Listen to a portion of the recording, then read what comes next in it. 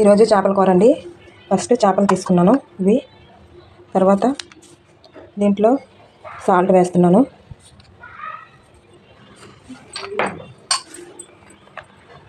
తర్వాత కొంచెం పసుపు, తర్వాత కొంచెం కారం వేసి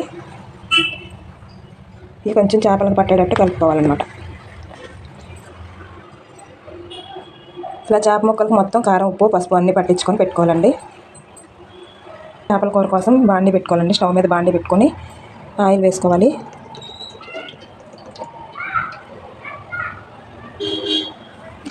ఆయిల్ వేడైన తర్వాత 1/2 టీ స్పూన్ మెంతులు వేస్తున్నాను.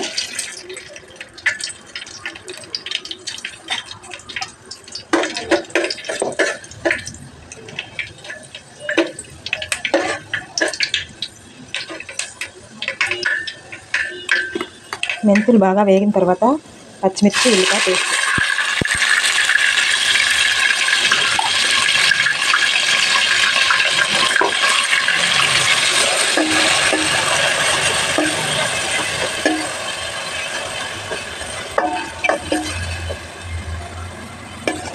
ఇవి కొంచెం వేగనివ్వాలండి.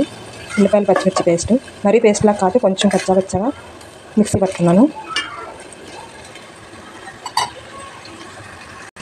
ఉల్లిపాయ, పచ్చిమిర్చి పేస్ట్ వేగిన తర్వాత అల్లం వెల్లుల్లి పేస్ట్ వేస్తున్నాను.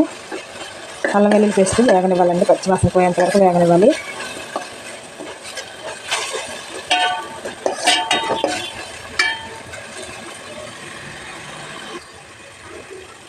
అల్లం వెల్లుల్లి పేస్ట్ వేగిందండి. వేగిన తర్వాత 1 స్పూన్ పసుపు వేస్తున్నాను.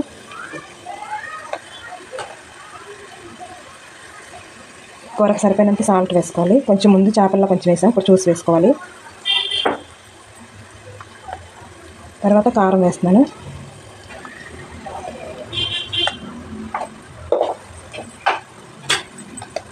ఇప్పుడు ధనియాల జీలకర్ర పౌడర్ 1 స్పూన్ వేస్తున్నాను. ఇవన్నీ బాగా కలుపుకోవాలి.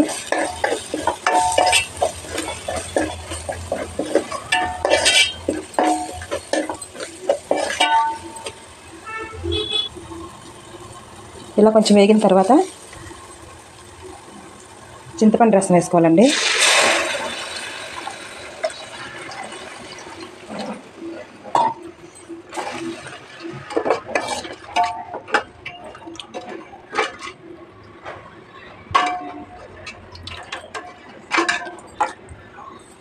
మనకి చేపల కూరకి ఎంత కావాలో పులుసు అంత పెట్టుకోవాలి. కొంచెం వాటర్ వేస్తున్నాను.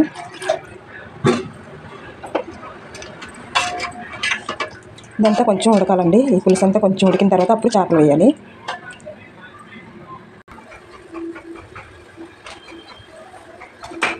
ఇలా పులుసు అంతా కొంచెం దగ్గరగా ఉడికిన తర్వాత అప్పుడు చేపలు వేసుకోవాలండి. చేపలు వేస్తున్నాను.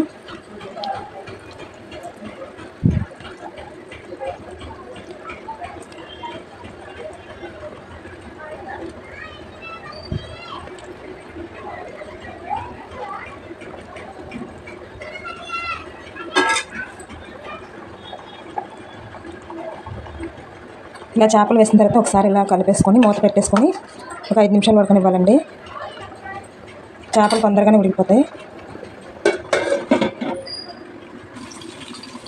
ఇప్పుడు ఒకసారి మళ్ళీ మూత తీసి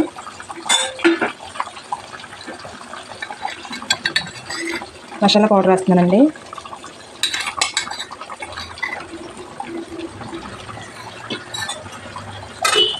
తర్వాత కొంచెం కొత్తిమీర వేసుకోవాలి. చేపల కూర రెడీ అయిపోయింది.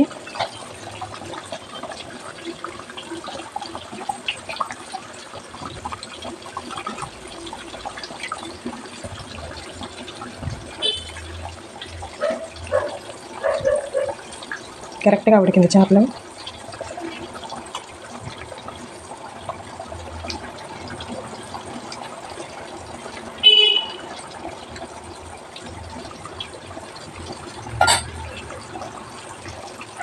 ఇప్పుడు స్టవ్ ఆపేసుకొని సర్వింగ్ బౌల్లో తీసుకోవాలి. అయిపోయిందండి చేపల కూర.